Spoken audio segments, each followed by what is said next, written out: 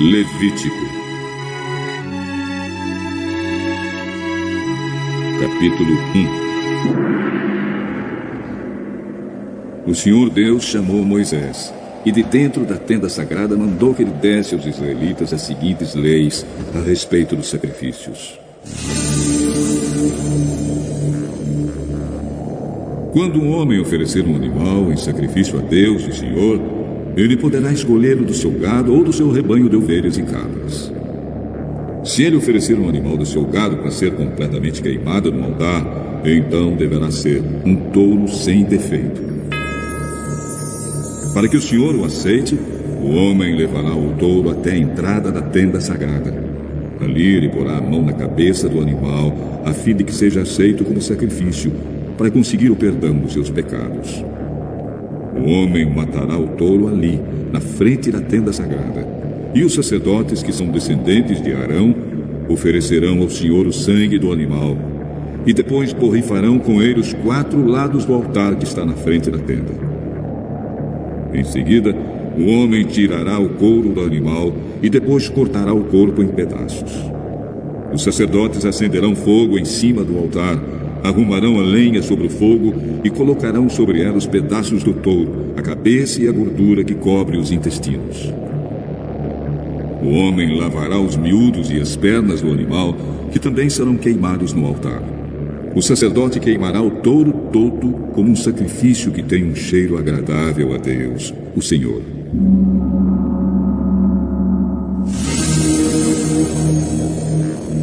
Se o homem oferecer em sacrifício a Deus um carneiro ou um cabrito, o animal deverá ser um macho sem defeito. O homem matará o animal na presença do Senhor no lado norte do altar, e os sacerdotes borrifarão os 4 lados do altar com o sangue. Em seguida, ele cortará o animal em pedaços, e um sacerdote os colocará, junto com a cabeça e a gordura que cobre os intestinos, no fogo que está em cima do altar. O dono do animal lavará os miúdos e as pernas, e estes também serão oferecidos em sacrifício. O animal todo será queimado como sacrifício que tem um cheiro agradável ao Senhor. Se a oferta queimada que o homem oferece ao Senhor for uma ave, então ele deverá trazer uma rolinha ou um pombinho. O sacerdote levará a ave para o altar, tirará a cabeça e a queimará no altar. Em seguida, deixará o sangue da ave escorrer no lado do altar. Depois tirará o papo com que estiver dentro e o jogará no monte de cinzas que fica no lado leste do altar. Então pegará a ave pelas asas e a abrirá, sem a partir em 2 partes, e a queimará no altar. A ave toda será queimada como sacrifício que tem um cheiro agradável a Deus, o Senhor. Capítulo 2. Quando um homem oferecer cereais ao Senhor Deus, deverá moer o cereal, tirando dele a melhor farinha. Depois de misturar azeite e incenso na farinha, ele a entregará aos sacerdotes, que são descendentes de Arão. Um dos sacerdotes pegará um punhado da farinha com o azeite e o incenso e o queimará no altar, para lembrar que a oferta toda é dada a Deus. É uma oferta de alimento que tem um cheiro agradável ao Senhor. O resto da oferta de cereais é dos sacerdotes, que são descendentes de Arão. É a parte mais sagrada, pois foi tirada da oferta dada a Deus, o Senhor. Se a oferta de cereais for pães assados no forno, eles deverão ser feitos da melhor farinha, mas sem fermento. Os pães podem ser grandes, feitos de farinha misturada com azeite, ou então pequenos e achatados, passando-se um pouco de azeite por cima. Se a oferta for pães assados na grelha, eles deverão ser feitos de farinha misturada com azeite, mas sem fermento. Quando fizer a oferta, o homem deverá partir o pão em pedaços e derramar azeite em cima. Se a oferta for pães assados na frigideira, eles deverão ser feitos de farinha misturada com azeite. Apresente a Deus, o Senhor, essas ofertas de cereais. Entregue ao sacerdote e ele as levará ao altar. Ele pegará uma pequena parte da oferta e a queimará no altar, para lembrar que a oferta toda é dada a Deus. É uma oferta de alimento que tem um cheiro agradável ao Senhor. O resto da oferta de cereais é dos sacerdotes, que são descendentes de Arão. É a parte mais sagrada, pois foi tirada da oferta dada a Deus, o Senhor. Nenhuma oferta de cereais será preparada com fermento.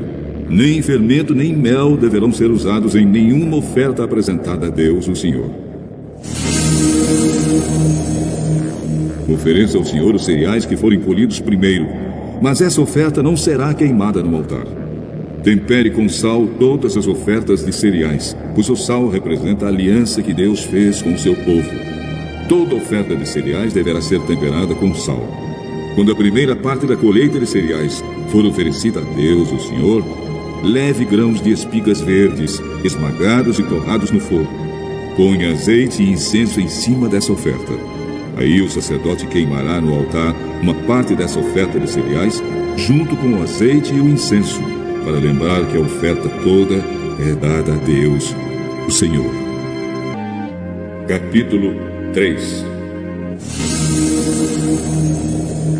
Quando um homem apresentar a Deus, o Senhor, uma oferta de paz, se o animal for tirado do gado, poderá ser um touro ou uma vaca, mas precisará ser sem defeito.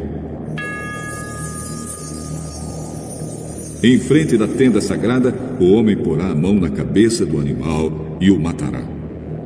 Os sacerdotes, que são descendentes de Arão, borrifarão os 4 lados do altar com o sangue. E um dos sacerdotes apresentará ao Senhor, como uma oferta de alimento, toda a gordura que cobre os miúdos, os 2 rins com a gordura que os cobre e também a melhor parte do fígado, que ele tirará junto com os rins. Os sacerdotes queimarão tudo isso no altar, junto com a oferta queimada que foi posta em cima da lenha que está no altar. É uma oferta de alimento que tem um cheiro agradável a Deus, o Senhor.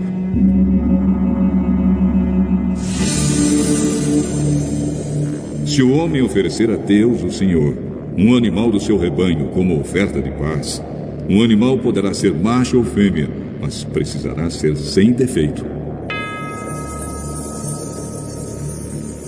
Se a oferta ao Senhor for um carneirinho, o homem porá a mão na cabeça do animal e o matará em frente da tenda sagrada.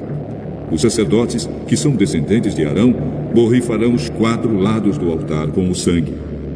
Um dos sacerdotes apresentará ao Senhor, como uma oferta de alimento, a gordura do animal, o rabo inteiro, que será cortado bem perto da espinha, a gordura que cobre os miúdos, os 2 rins e a gordura que os cobre, e também a melhor parte do fígado, que ele tirará junto com os rins. E o sacerdote queimará tudo isso no altar, como uma oferta de alimento a Deus, o Senhor.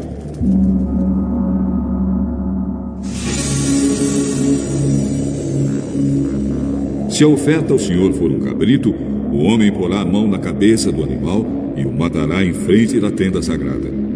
Os sacerdotes, que são descendentes de Arão, borrifarão os 4 lados do altar com o sangue. Um dos sacerdotes apresentará ao Senhor, como uma oferta de alimento, a gordura que cobre os miúdos do animal, os 2 rins e a gordura que os cobre, e também a melhor parte do fígado, que ele tirará junto com os rins. E o sacerdote queimará tudo isso no altar como uma oferta de alimento que tem um cheiro agradável.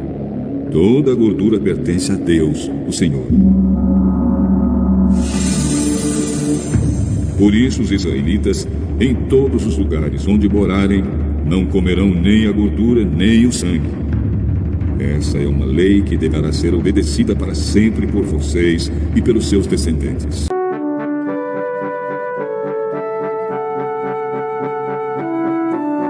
Capítulo 4.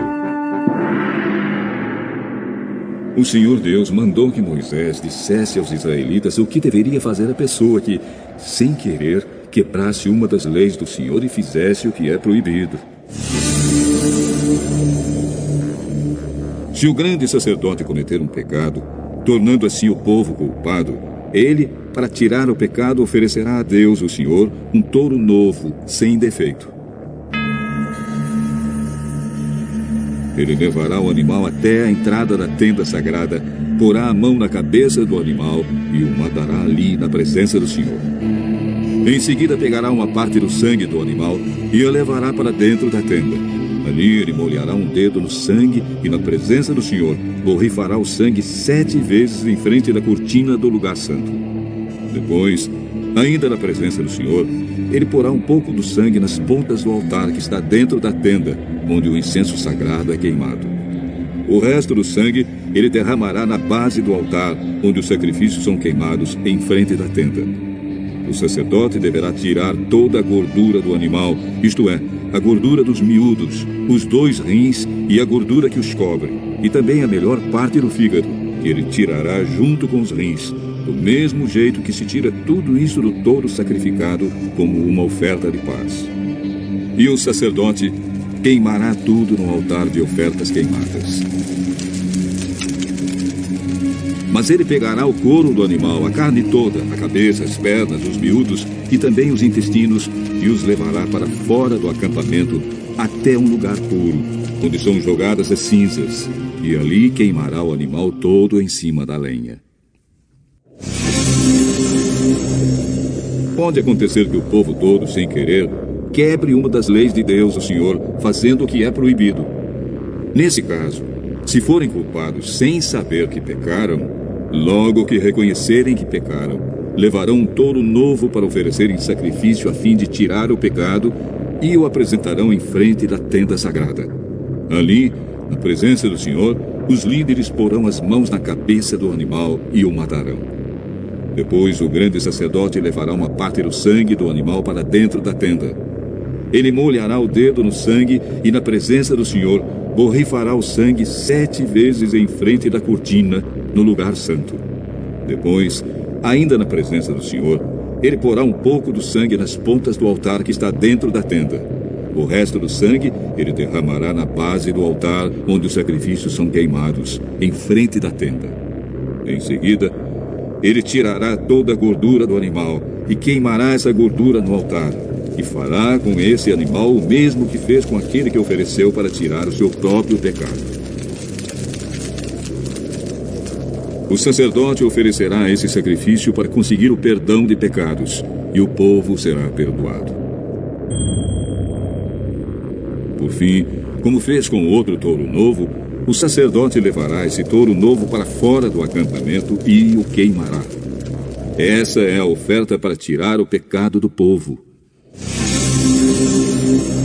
Se um homem que ocupa uma posição de autoridade quebrar, sem querer, uma das leis de Deus, e for culpado de fazer aquilo que o Senhor nosso Deus mandou que não se fizesse, logo que for avisado do pecado que cometeu, ele trará como sua oferta a Deus um bode sem defeito.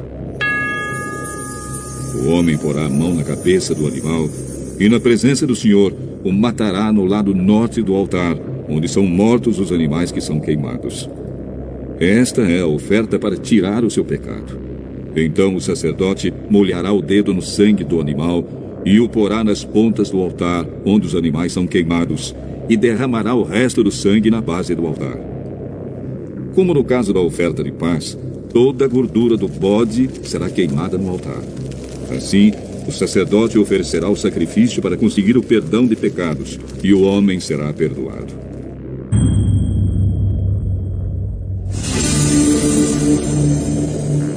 Se uma pessoa do povo, sem querer, quebrar uma das leis de Deus e for culpada de fazer aquilo que o Senhor proibiu, logo que for avisada de que cometeu o pecado, trará como sua oferta a Deus uma cabra sem defeito para tirar o pecado que cometeu. A pessoa porá a mão na cabeça do animal e o matará no lado norte do altar, onde são mortos os animais que são queimados em sacrifício. O sacerdote molhará o dedo no sangue do animal e o porá nas pontas do altar, onde os animais são queimados, e derramará o resto do sangue na base do altar. Depois ele tirará toda a gordura do animal e queimará essa gordura no altar, como costuma fazer com a oferta de paz. O cheiro dessa oferta é agradável a Deus, o Senhor.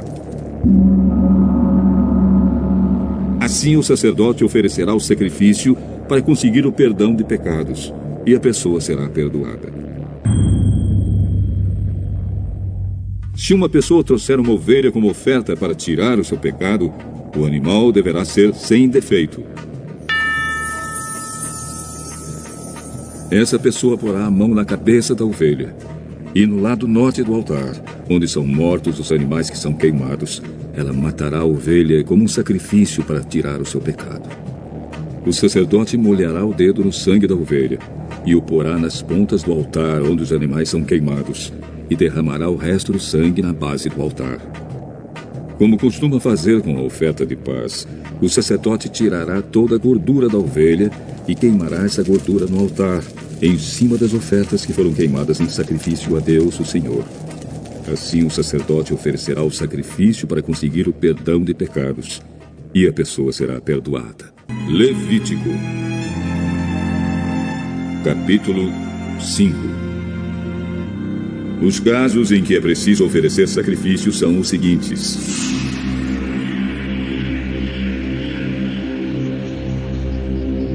Se alguém for chamado como testemunha, mas não disser aquilo que viu ou que ouviu falar, então será culpado e merecerá castigo. Se alguém, por descuido, tocar em qualquer coisa impura, como por exemplo o corpo morto de um animal impuro, seja selvagem ou doméstico, ou de um animal que se arrasta pelo chão, então essa pessoa ficará impura também e será culpada. Se alguém, por descuido, tocar numa coisa impura que venha de uma pessoa, seja o que for, ele ficará impuro, e logo que perceber o que fez, ficará sendo culpado.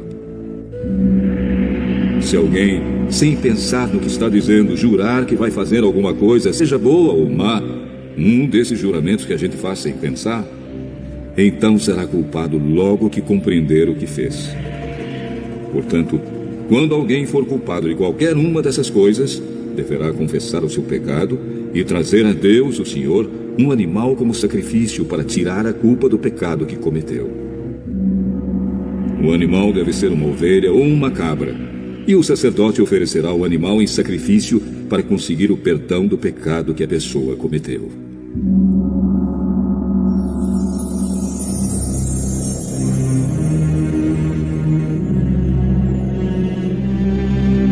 Se alguém não tiver recursos para comprar uma ovelha ou uma cabra, então apresentará a Deus, o Senhor, 2 rolinhas ou 2 pombinhos como oferta para tirar a culpa do pecado que cometeu.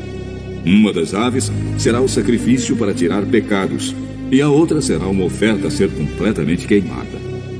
A pessoa entregará as 2 aves ao sacerdote, e este oferecerá primeiro a ave que é o sacrifício para tirar pecados. O sacerdote quebrará o pescoço dela sem tirar a cabeça e borrifará um lado do altar com uma parte do sangue. Depois deixará o sangue da ave escorrer na base do altar. Esta é a oferta para tirar pecados.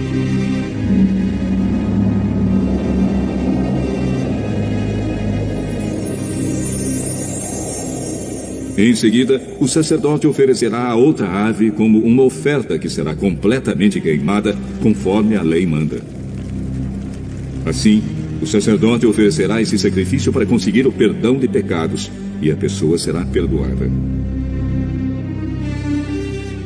Se alguém não tiver recursos para comprar 2 rolinhas ou 2 pombinhos, então trará 1 quilo da melhor farinha como sua oferta para tirar pecados. Não deverá misturar azeite ou incenso com a farinha, pois é uma oferta para tirar pecados. O sacerdote receberá dessa pessoa a farinha, pegará um punhado e o queimará no altar, em cima das ofertas de alimento apresentadas a Deus, o Senhor. E isso lembra que a oferta toda é dada a Deus. É um sacrifício para tirar pecados. Assim, o sacerdote oferecerá esse sacrifício para conseguir o perdão do pecado que a pessoa cometeu, e ela será perdoada. E, como no caso das ofertas de cereais, o resto da farinha será do sacerdote. Deus, o Senhor, deu a Moisés as seguintes ordens.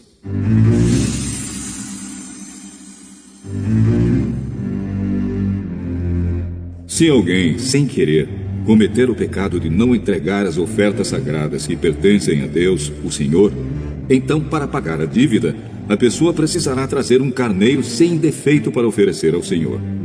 O preço do animal será calculado de acordo com a tabela de preços usada no santuário. O animal é um sacrifício para tirar a culpa da pessoa. Além disso, a pessoa precisará entregar ao sacerdote a oferta sagrada que deixou de pagar, mais 1/5. O sacerdote pegará o carneiro que é dado para tirar a culpa e o oferecerá como sacrifício para conseguir o perdão do pecado que a pessoa cometeu. Assim, ela será perdoada. Se alguém, sem querer, pecar e desobedecer a qualquer uma das leis de Deus, o Senhor, fazendo o que é proibido, ele será considerado culpado e deverá ser castigado. E para tirar a sua culpa, ele levará um carneiro sem defeito ao sacerdote. O valor do animal será calculado de acordo com a tabela de preços usada no santuário. O sacerdote oferecerá o animal como sacrifício para conseguir o perdão do pecado que a pessoa cometeu sem querer, e ela será perdoada. Ela é culpada de ter pecado contra o Senhor, e essa oferta é para tirar a sua culpa. Capítulo 6. O Senhor deu a Moisés estas ordens para o povo de Israel. Para tirar a sua culpa, precisará fazer uma oferta ao homem que pecar e ofender a Deus, o Senhor, nos seguintes casos. Se ficar com aquilo que alguém lhe entregou para guardar, se não devolver o que alguém deixou como garantia de pagamento de uma dívida, se roubar alguma coisa de alguém, se usar de violência contra qualquer pessoa, se jurar que não achou um objeto perdido quando, de fato, achou, ou se fizer contra alguém qualquer outra coisa parecida com estas. Para ficar livre da sua culpa, quem cometer um desses pecados deverá devolver aquilo que pertence ao outro, ou dar de volta ao depósito, ou devolver aquilo que ganhou por meios violentos, ou entregar ao dono o objeto perdido que achou, ou acertar qualquer outra coisa a respeito da qual jurou falso. No dia em que oferecer o sacrifício para tirar a sua culpa, ele entregará ao outro o valor total daquilo que roubou, mais 1/5. E oferecerá um carneiro sem defeito como sacrifício para tirar a sua culpa. O valor do animal será calculado de acordo com a tabela usada no santuário. O sacerdote oferecerá a Deus, o Senhor, um sacrifício para conseguir o perdão de pecados, e o homem será perdoado de qualquer pecado que tiver cometido. O Senhor Deus mandou que Moisés desse a Arão e aos seus filhos as seguintes leis a respeito das ofertas que são completamente queimadas. A oferta que é completamente queimada precisará ficar no altar a noite toda, e durante esse tempo o fogo do altar deverá ficar aceso.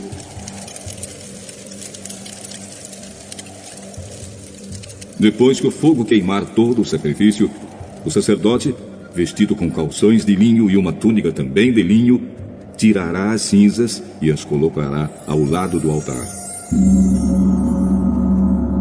Depois trocará de roupa e levará as cinzas para um lugar puro, fora do acampamento. O fogo do altar nunca se apagará, deverá ficar sempre aceso. Todas as manhãs o sacerdote porá lenha no fogo, arrumará em cima a oferta que vai ser completamente queimada e queimará a gordura das ofertas de paz. O fogo nunca se apagará no altar, deverá ficar sempre aceso. São estas as leis a respeito das ofertas de cereais. Os sacerdotes apresentarão a Deus, o Senhor, as ofertas de cereais em frente do altar. Um dos sacerdotes pegará um punhado da farinha com o azeite e o incenso que foram misturados com ela e o queimará no altar, para lembrar que a oferta toda é dada a Deus. O cheiro da oferta é agradável ao Senhor. Os sacerdotes, que são descendentes de Arão, ficarão com o resto da oferta de cereais. Com a farinha da oferta, eles farão pão sem fermento e comerão o pão num lugar sagrado, no pátio da tenda sagrada. Não usarão fermento para fazer esse pão. Essa parte das ofertas de cereais que fica para os sacerdotes pertence a Deus e por isso é muito sagrada. como também são sagradas as ofertas para tirar pecados e as ofertas para tirar culpas. Todos os homens que sejam descendentes de Arão têm para sempre o direito de comer desse pão. É a parte que lhes pertence das ofertas de alimento dadas a Deus, o Senhor. Mas acontecerá uma desgraça a qualquer outra pessoa que tocar nessas ofertas, pois são sagradas.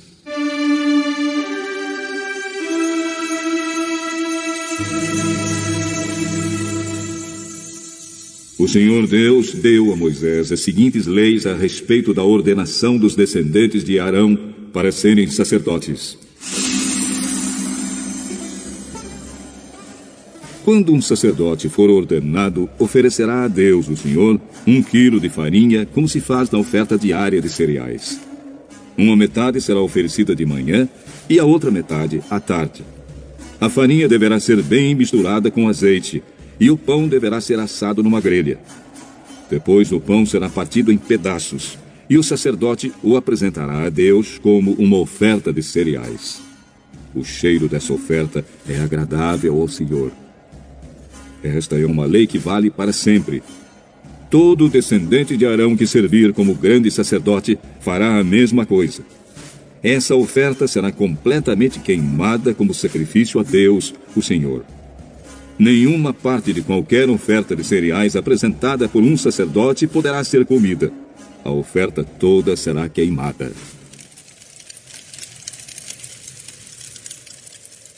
O Senhor Deus mandou que Moisés desse a Arão e aos seus filhos as seguintes leis a respeito da oferta para tirar pecados. O animal usado no sacrifício para tirar pecados deverá ser morto na presença de Deus, o Senhor, no lado norte do altar, onde são mortos os animais que são queimados em sacrifício a Deus. Essa oferta é muito sagrada. O sacerdote que oferecer o animal comerá a carne no lugar sagrado, no pátio da tenda sagrada. Mas acontecerá uma desgraça a qualquer outra pessoa que tocar na carne do animal, pois a oferta é sagrada. Se, por acaso, cair sangue do animal na roupa de alguém, ela deverá ser lavada num lugar santo. Deverá ser quebrada qualquer panela de barro em que a carne do animal for cozida. Se a carne for cozida numa panela de metal, a panela deverá ser esfregada e lavada com água. Qualquer homem que seja de uma família de sacerdotes poderá comer da carne desse sacrifício. É uma coisa muito sagrada. Se o sangue do animal sacrificado para tirar pecados for levado para dentro da tenda sagrada, a fim de conseguir o perdão de pecados, a carne desse animal não poderá ser comida, mas será toda queimada.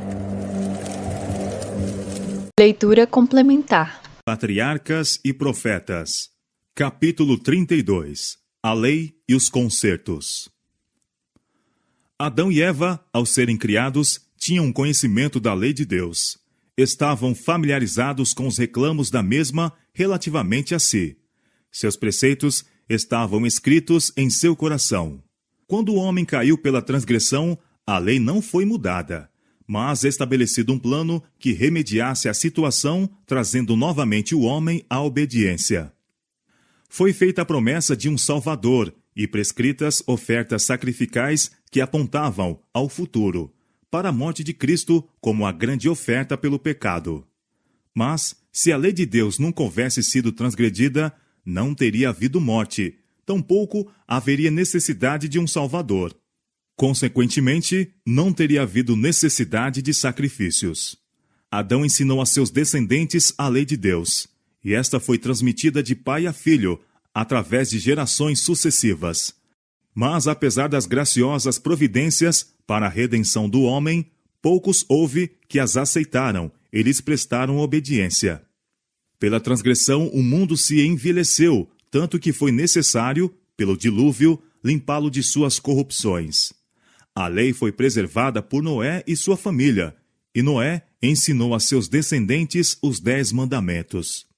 Como os homens de novo se afastassem de Deus, o Senhor escolheu Abraão, a respeito de quem declarou: Abraão obedeceu a minha voz e guardou o meu mandamento, os meus preceitos, os meus estatutos e as minhas leis. Gênesis capítulo 26, verso 5. A ele foi dado o rito da circuncisão, que era um sinal de que os que o recebiam eram dedicados ao serviço de Deus. Garantia de que permaneceriam separados da idolatria e obedeceriam à lei de Deus. O fracasso dos descendentes de Abraão para manterem este compromisso, conforme se revela em sua disposição para formar aliança com os gentios e adotar-lhes os costumes, foi a causa de sua peregrinação e cativeiro no Egito. Mas, em seu intercâmbio com os idólatras e forçada submissão aos egípcios, os preceitos divinos tornaram-se ainda mais corrompidos com os ensinos vis e cruéis do paganismo. Portanto, quando o Senhor os tirou do Egito, desceu sobre o Sinai, cercado de glória e rodeado de seus anjos, e com terrível majestade proferiu sua lei aos ouvidos de todo o povo. Mesmo então não confiou seus preceitos à memória de um povo tão propenso a esquecer os seus mandos, mas escreveu-os em tábuas de pedra. Queria remover de Israel toda a possibilidade de misturar tradições gentílicas com seus santos preceitos, ou de confundir seus mandos com ordenanças e costumes humanos. Mas não se limitou a dar-lhes os preceitos do Decálogo. O povo mostrara deixar-se transviar tão facilmente que ele não deixaria indefesa nenhuma entrada para a tentação. Ordenou-se a Moisés escrever, conforme Deus lhe mandasse, juízos e leis, que davam minuciosas instruções quanto ao que era requerido. Estas instruções, relativas ao dever do povo para com Deus, de uns para com os outros e para com o estrangeiro, eram apenas os princípios dos 10 mandamentos, ampliados e dados de maneira específica, para que ninguém estivesse no caso de errar. Destinavam-se a resguardar a santidade dos 10 preceitos, gravados nas tábuas de pedra. Se o homem houvesse guardado a lei de Deus conforme fora dada a Adão depois de sua queda, preservada por Noé e observada por Abraão, não teriam havido necessidade de se ordenar a circuncisão. E se os descendentes de Abraão houvessem guardado o concerto, do qual a circuncisão era um sinal, nunca teria sido induzidos à idolatria. Tampouco lhes teria sido necessário sofrer vida de cativeiro no Egito. Teriam conservado na mente a lei de Deus, e não teria havido necessidade de que ela fosse proclamada no Sinai, nem gravada em tábuas de pedra. E se o povo houvesse praticado os princípios dos 10 mandamentos, não teria havido necessidade das instruções adicionais dadas a Moisés. O sistema sacrificial entregue a Adão foi também pervertido por seus descendentes. Superstição, idolatria, crueldade e licenciosidade corrompiam o serviço simples e significativo que Deus instituíra. Mediante o prolongado trato com os idólatras, o povo de Israel misturara com seu culto muitos costumes gentílicos. Portanto, o Senhor lhes deu no Sinai instruções definidas com relação ao serviço sacrificial. Depois de completar-se o tabernáculo, ele se comunicou com Moisés da nuvem de glória em cima do propiciatório e deu-lhe instruções completas a respeito do sistema, das ofertas e das formas de culto a serem mantidas no santuário. A lei cerimonial foi assim dada a Moisés, e por ele escrita em um livro, mas a lei dos 10 mandamentos, proferidas do Sinai, foi escrita pelo próprio Deus em tábuas de pedra e sagradamente conservada na arca. Muitos há que procuram confundir estes dois sistemas, usando os textos que falam da lei cerimonial para provar que a lei moral foi abolida. Mas isto é perversão das Escrituras. Ampla e clara é a distinção entre os dois sistemas. O cerimonial era constituído de símbolos que apontavam para Cristo, para o seu sacrifício e sacerdócio. A lei ritual, com seus sacrifícios e ordenanças, devia ser cumprida pelos hebreus até que o tipo encontrasse o antítipo na morte de Cristo, o Cordeiro de Deus que tira o pecado do mundo. Então cessariam todas as ofertas sacrificais. Foi esta a lei que Cristo tirou do meio de nós, cravando-a na cruz. Colossenses capítulo 2, verso 14. Mas, com referência à lei dos 10 mandamentos, declara o salmista: Para sempre, ó Senhor, a tua palavra permanece no céu. Salmo capítulo 119, verso 89. E Cristo mesmo diz: Não cuideis que vim destruir a lei, em verdade vos digo, tornando a asserção tão expressiva quanto possível, que até que o céu e a terra passem, nem um jota ou um tio se omitirá da lei, sem que tudo seja cumprido. São Mateus capítulo 5, versos 17 e 18. Ele ensina aqui não simplesmente o que os reclamos da lei tinham sido, e era então, mas que tais reclamos se manterão enquanto durarem os céus e a terra. A lei de Deus é tão imutável quanto o seu trono. Ela manterá suas reivindicações em relação à humanidade em todos os tempos. Com referência à lei proclamada no Sinai, diz Neemias: Sobre o monte de Sinai desceste, e falaste com eles desde os céus, e deste-lhes juízos retos, e leis verdadeiras, estatutos e mandamentos bons. Neemias capítulo 9, verso 13. E Paulo, apóstolo dos gentios, declara: A lei é santa, e o mandamento santo, justo e bom. Romanos capítulo 7, verso 12. Essa lei não pode ser outra senão o decálogo, pois é a que diz: não cobiçarás. Conquanto a morte do Salvador pusesse termo à lei dos tipos e sombra, não diminuiu, no mínimo, a obrigação imposta pela lei moral. Ao contrário, o próprio fato de que foi necessário Cristo morrer, a fim de expiar a transgressão daquela lei, prova ser ela imutável. Aqueles que pretendem ter Cristo vindo a fim de abrogar a lei de Deus e abolir o Velho Testamento, falam da era judaica como sendo era de trevas, e representam a religião dos hebreus como que consistindo em meras formas e cerimônias. Mas isto é erro. Através de todas as páginas da história sagrada, nas quais o trato de Deus com seu povo escolhido se acha registrado, há indícios frisantes do grande Eu Sou. Nunca deu ele aos filhos dos homens manifestações mais claras de seu poder e glória do que quando foi reconhecido como o único governador de Israel, e deu a lei a seu povo. Ali estava um cetro empunhado por mão não humana, e as majestosas saídas do Rei invisível de Israel eram indescritivelmente grandiosas e terríveis. Em todas estas revelações da presença divina, a glória de Deus se manifestava por meio de Cristo. Não somente por ocasião do advento do Salvador, mas através de todos os séculos, após a queda e promessa de redenção, Deus estava em Cristo, reconciliando consigo o mundo. 2 Coríntios, capítulo 5, verso 19. Cristo era o fundamento e o centro do sistema sacrificial, tanto da era patriarcal como da judaica. Desde o pecado de nossos primeiros pais, não tem havido comunicação direta entre Deus e o homem. O Pai entregou o mundo nas mãos de Cristo, para que por sua obra mediadora remisse o homem e reivindicasse a autoridade e santidade da lei de Deus. Toda a comunicação entre o céu e a raça decaída tem sido por meio de Cristo. Foi o Filho de Deus que fez a nossos primeiros pais a promessa de redenção. Foi ele que se revelou aos patriarcas. Adão, Noé, Abraão, Isaque, Jacó e Moisés compreenderam o Evangelho. Esperavam a salvação por meio do substituto e fiador do homem.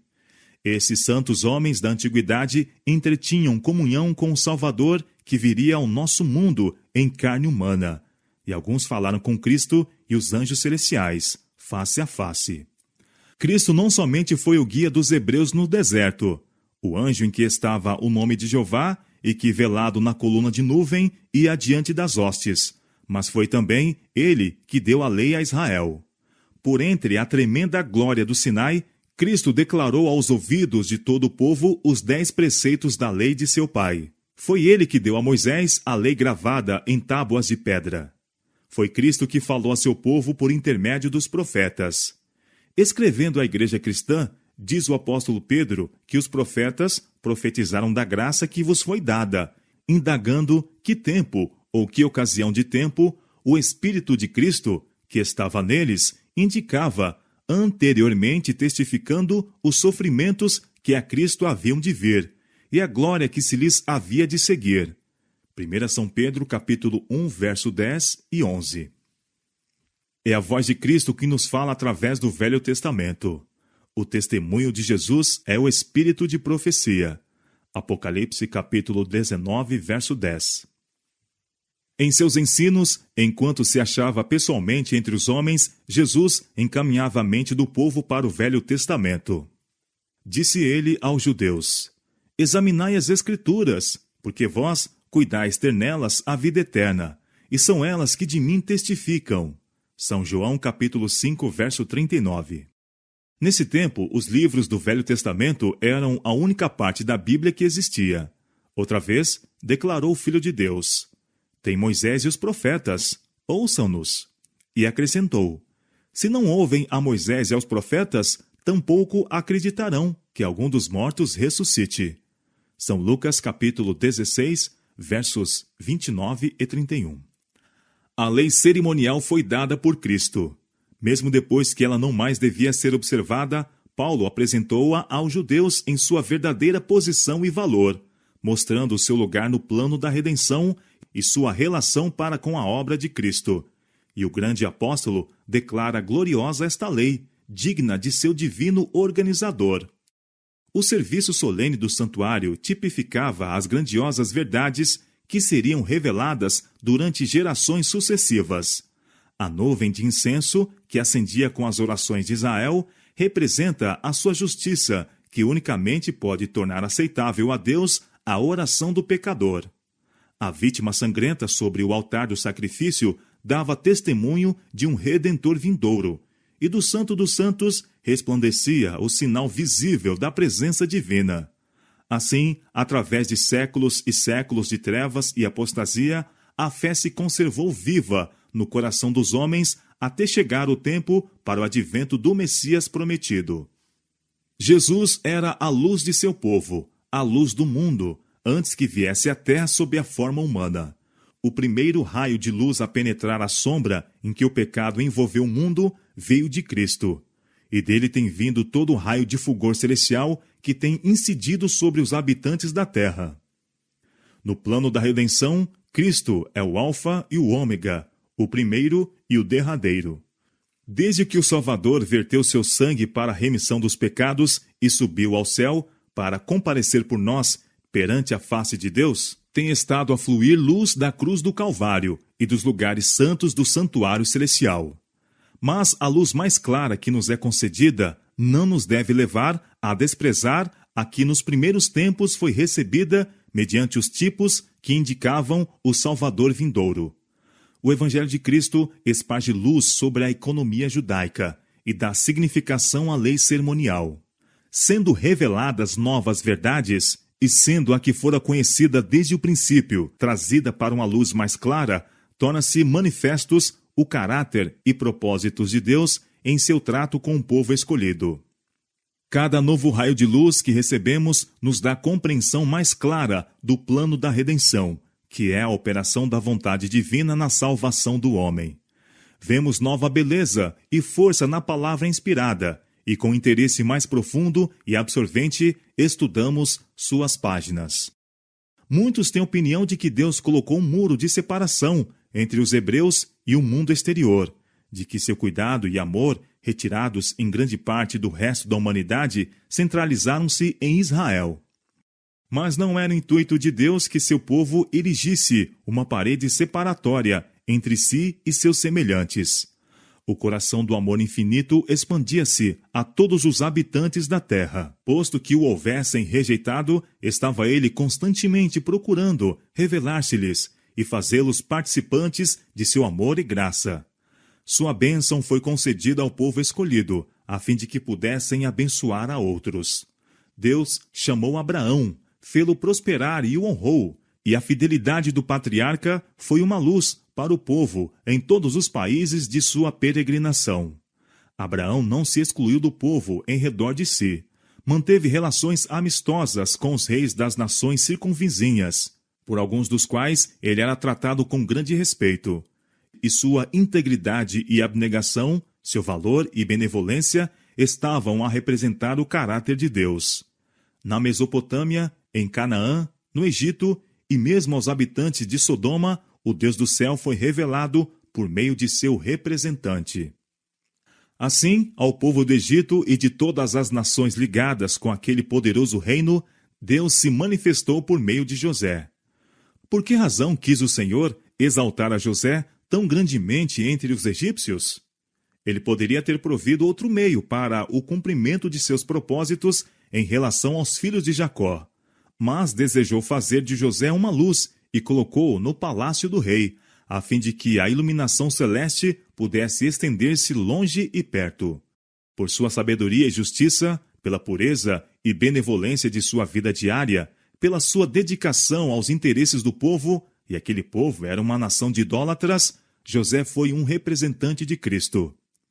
Em seu benfeitor, para quem todo o Egito se voltava com gratidão e louvor, deveria aquele povo gentil ver o amor do Criador e Redentor deles. Assim também, na pessoa de Moisés, Deus pôs uma luz ao lado do trono do maior reino da terra, a fim de que todos os que quisessem pudessem aprender acerca do Deus verdadeiro e vivo. E toda essa luz foi dada aos gentios, antes que sobre eles se estendesse a mão de Deus em juízos. No livramento de Israel do Egito, espalhou-se amplamente o conhecimento do poder de Deus. Tremeu o povo belicoso da fortaleza de Jericó. Ouvindo isto, disse Raabe: desmaiou o nosso coração, e em ninguém há mais por causa da vossa presença, porque o Senhor vosso Deus é Deus em cima nos céus e embaixo na terra. Josué capítulo 2, verso 11. Séculos após o êxodo, os sacerdotes dos filisteus lembravam ao seu povo as pragas do Egito e os advertiam a não resistirem ao Deus de Israel. Deus chamou Israel e o abençoou e exaltou, não para que pela obediência à sua lei recebessem eles unicamente seu favor e se tornassem os exclusivos recipientes de suas bênçãos, mas a fim de revelar-se, por meio deles, a todos os habitantes da terra. Foi para a realização deste mesmo propósito que ele os mandou conservar-se distintos das nações idólatras em redor deles. A idolatria e todos os pecados que seguem em seu cortejo são aborrecíveis a Deus, e ele ordenou a seu povo que se não misturasse com outras nações para fazerem conforme as suas obras, e se esquecessem de Deus. Proibiu-lhes casamento com idólatras, para que não acontecesse ser seu coração desviado dele. Era perfeitamente tão necessário naquele tempo como o é hoje, que o povo de Deus fosse puro, incontaminado do mundo. Deviam conservar-se livres de seu espírito, porque é ele oposto à verdade e à justiça. Mas não era intuito de Deus que seu povo, em seu exclusivismo de justiça própria, se subtraísse do mundo, de modo que nenhuma influência tivesse sobre ele. Como seu mestre, os seguidores de Cristo deveriam em todo o tempo ser a luz do mundo. Disse o Salvador: não se pode esconder uma cidade edificada sobre um monte, nem se acende a candeia e se coloca debaixo do alqueire, mas no velador, e dá luz a todos os que estão na casa, isto é, o mundo. E acrescenta: assim resplandeça a vossa luz diante dos homens, para que vejam as vossas boas obras e glorifiquem a vosso Pai, que está nos céus. São Mateus capítulo 5, versos 14 a 16. Isto foi precisamente o que Enoque, Noé, Abraão, José e Moisés fizeram. É precisamente o que era intuito de Deus que seu povo Israel fizesse. Foi o seu coração mau, incrédulo, dirigido por Satanás, que os levou a ocultar sua luz, em vez de aspargi-la sobre os povos circunjacentes. Foi esse mesmo espírito de fanatismo que fez com que ou seguissem as práticas iníquas dos gentios, ou se encerrassem em um orgulhoso exclusivismo, como se o amor e cuidado de Deus estivessem somente sobre eles. Assim como a Bíblia apresenta duas leis, uma imutável e eterna e outra provisória e temporária, assim há dois concertos. O concerto da graça foi feito primeiramente com o homem, no Éden, quando, depois da queda, foi feita uma promessa divina de que a semente da mulher feriria a cabeça da serpente.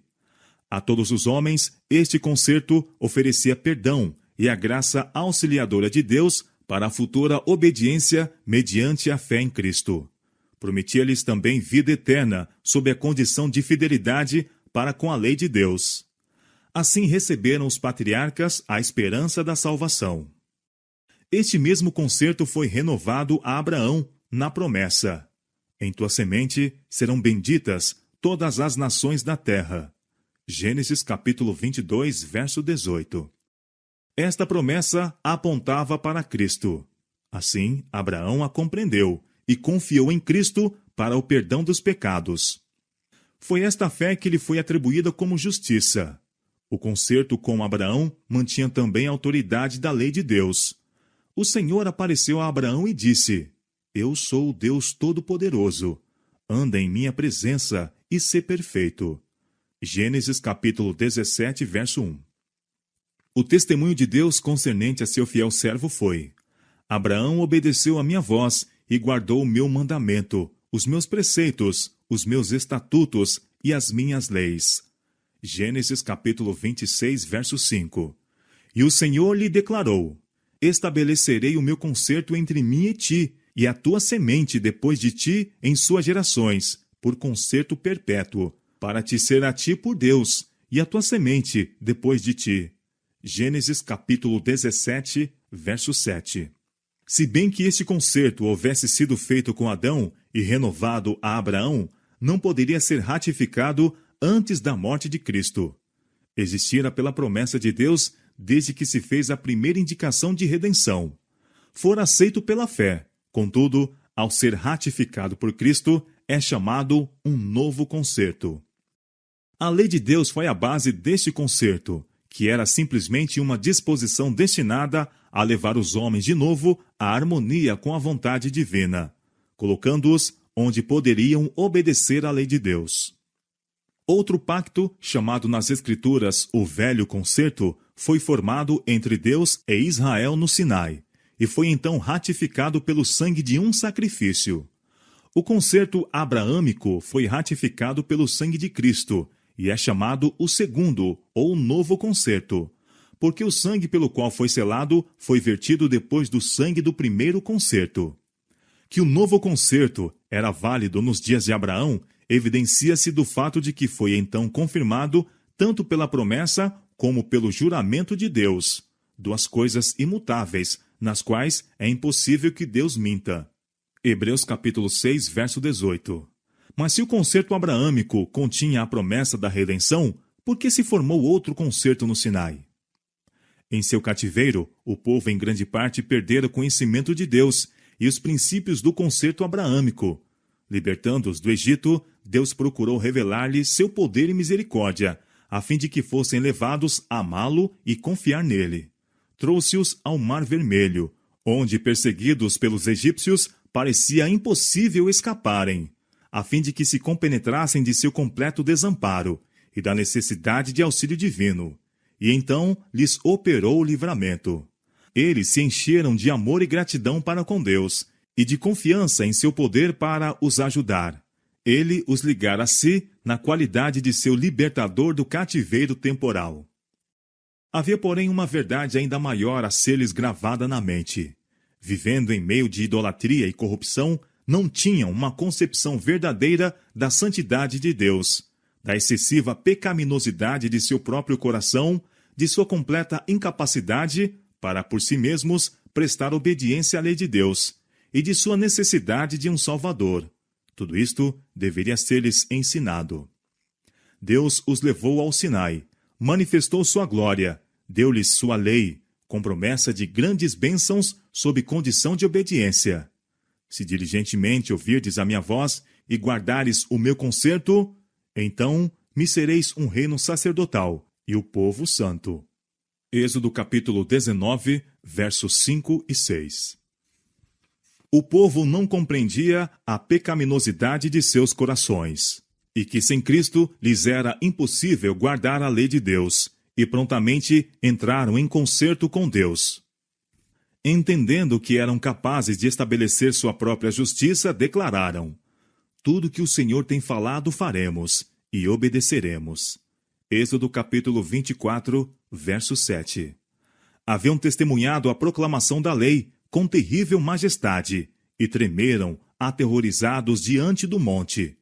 E, no entanto, apenas algumas semanas se passaram antes que violassem seu concerto com Deus e se curvassem para adorar uma imagem esculpida. Não poderiam esperar o favor de Deus mediante um concerto que tinham violado. E agora, vendo sua índole pecaminosa e necessidade de perdão, foram levados a sentir que necessitavam do Salvador revelado no concerto abraâmico e prefigurado nas ofertas sacrificais. Agora, pela fé e amor, uniram-se a Deus como seu libertador do cativeiro do pecado. Estavam, então, preparados para apreciar as bênçãos do novo concerto.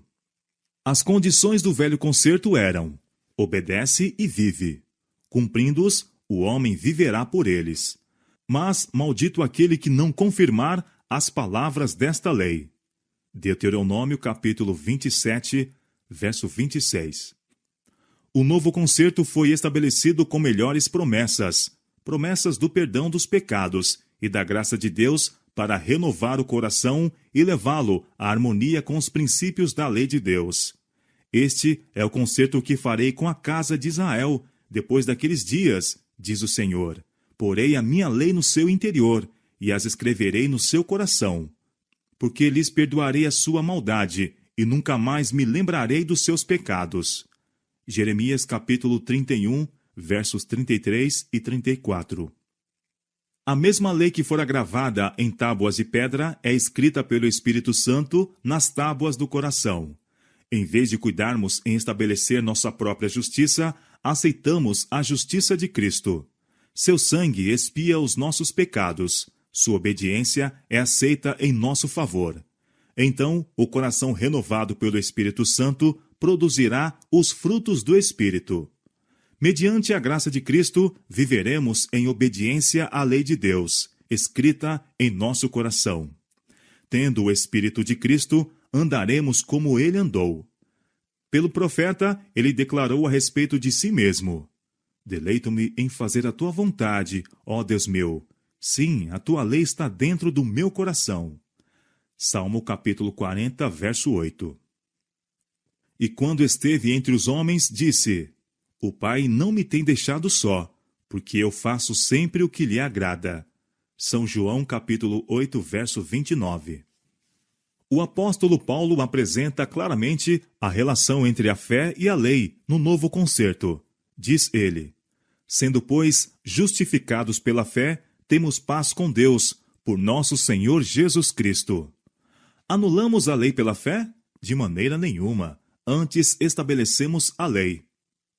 Porquanto o que era impossível à lei, visto como estava enferma pela carne, ou seja, ela não podia justificar o homem, porque em sua natureza pecaminosa, este não a poderia guardar. Deus, enviando seu Filho, em semelhança da carne pecaminosa, pelo pecado, condenou o pecado na carne, para que a justiça da lei se cumprisse em nós, que não andamos segundo a carne, mas segundo o Espírito. Romanos capítulo 5, versos 1 e capítulo 3, verso 31 e capítulo 8, versos 3 e 4.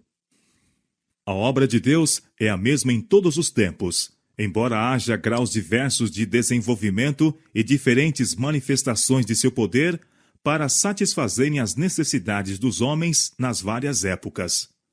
Começando com a primeira promessa evangélica e vindo através da era patriarcal e judaica, e mesmo até o presente, tem havido um desenvolvimento gradual dos propósitos de Deus no plano da redenção. O Salvador, tipificado nos ritos e cerimônias da lei judaica, é precisamente o mesmo que se revela no Evangelho. As nuvens que envolviam sua divina pessoa foram removidas, o nevoeiro e as sombras desapareceram, e Jesus, o Redentor do mundo, se acha revelado. Aquele que do Sinai proclamou a lei e entregou a Moisés os preceitos da lei ritual é o mesmo que proferiu o Sermão do Monte. Os grandes princípios de amor a Deus, que estabeleceu como fundamento da lei e dos profetas, são apenas uma repetição do que ele dissera por meio de Moisés ao povo hebreu. Ouve, ó Israel, o Senhor nosso Deus é o único Senhor. Amará, pois, o Senhor teu Deus de todo o teu coração, e de toda a tua alma, e de todo o teu poder. Amarás o teu próximo como a ti mesmo. Deuteronômio capítulo 6, versos 4 e 5. E Levítico capítulo 19, verso 18. O ensinador é o mesmo em ambas as dispensações. As reivindicações de Deus são as mesmas. Os mesmos são os princípios de seu governo, pois tudo procede daquele em quem não há mudança nem sombra de variação. São Tiago, capítulo 1, verso 17.